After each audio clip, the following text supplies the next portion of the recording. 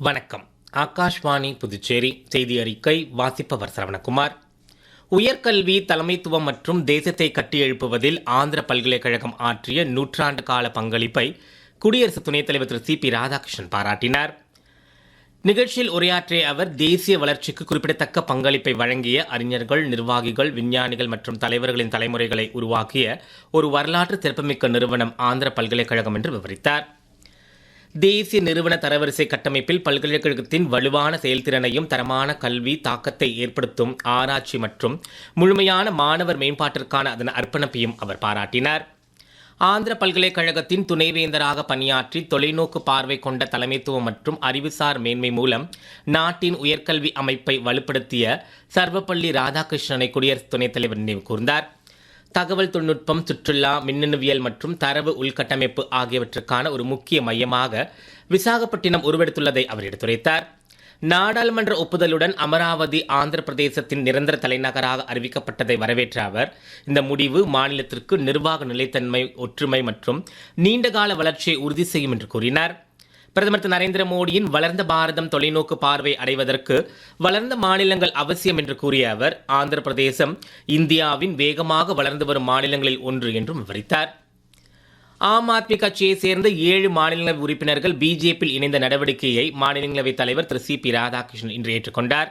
முன்னதாக ஆம் ஆத்மி கட்சியை சேர்ந்த 7 மாநிலங்களவை உறுப்பினர்கள் திரு ராகவ் சதா, திரு அசோக் மிட்டல், திரு ஹர்பஜன் சிங், திரு சந்தீப் பதக், திரு விக்ரம்ஜித் சனே, திருமதி சுவாதி மலிவால், திரு ரஜிந்தர் குப்தா ஆகியோர் பிஜேபி இணைவதாக அறிவித்திருந்தனர். மாநிலங்களவையில் பிஜேபி உறுப்பினர்களின் எண்ணிக்கை 113ஆக அதிகரித்துள்ளதாக நாடாளுமன்ற விவகாரங்கள் துறை அமைச்சர் திரு கிரண் ரிஜிஜு தெரிவித்துள்ளார். சமூக வலைதளத்தில் அவர் வெளியிட்டுள்ள பதிவில், ஆம் ஆத்மி கட்சியிலிருந்து பிஜேபியில் இணைந்த மாநிலங்களவை உறுப்பினர்களை வரவேற்பதாக அவர் தெரிவித்துள்ளார். பிரதமர் திரு நரேந்திர மோடி தலைமையிலான அரசில் இணைந்து நாட்டின் வளர்ச்சிக்காக அவர்கள் செயல்படுவார்கள் என்று திரு கிரண் ரிஜிஜு மேலும் கூறியுள்ளார். சிபிஎஸ்இ பாடத்திட்டத்தில் 3ஆம் மொழி கற்பது அவசியமாகும் என்ற அறிவிப்பிற்கு புதுச்சேரி மாநிலத்தில் பல்வேறு கட்சித் தலைவர்கள் எதிர்ப்பு தெரிவித்து வருகின்றனர். புதுச்சேரி மாநில எதிர்க்கட்சித் தலைவர் திரு ஆர் சிவா சிபிஎஸ்இ பாடத்திட்டத்தில் முன்மொழி கொள்கைக்கு எதிர்ப்பு தெரிவித்துள்ளார். 2026-27ஆம் கல்வியாண்டிலிருந்து 6ஆம் வகுப்பு முதல் முன்மொழி திட்டம் கட்டாயம் என்ற கோட்பாடு திருப்தி அளிக்கவில்லை என்று கூறியுள்ளார். இந்த கோட்பாட்டின்படி 2 பிராந்திய மொழிகள், ஒரு அந்நிய மொழி கற்பது கட்டாயமாக்கப்பட்டுள்ளது. இதனால் புதுச்சேரியில் பிரெஞ்சு மொழி அகற்றப்படும் ஆபத்து உள்ளதாக அவர் குறிப்பிட்டுள்ளார். பிரெஞ்சு கலாச்சாரம் நிறைந்துள்ள புதுச்சேரியில் அதன் அடையாளம் மாறும் என்றும் உள்ளூர் மக்களின் உரிமை பறிக்கப்படும் அபாயம் இருப்பதாகவும் அவர் சுட்டிக்காட்டியுள்ளார். இதனால் மத்திய அரசு முன்மொழி கொள்கையை திரும்பப் பெற வேண்டும் என அவர் வலியுறுத்தியுள்ளார்.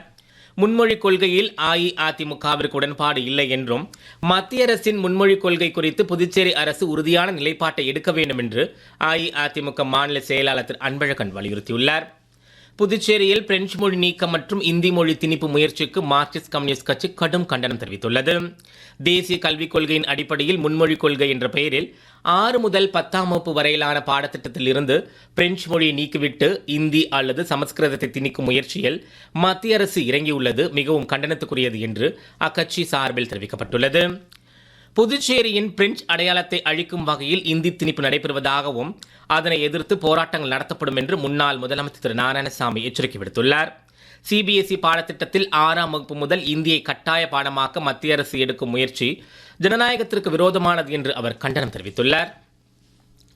மருத்துவக் கல்விக்கான நீட் நுழைவுத் தேர்வு அனுமதிச் சீட்டை neet.nta.nic.in என்ற இணையதளம் மூலம் பெற்றுக்கொள்ளலாம் என்று அறிவிக்கப்பட்டுள்ளது.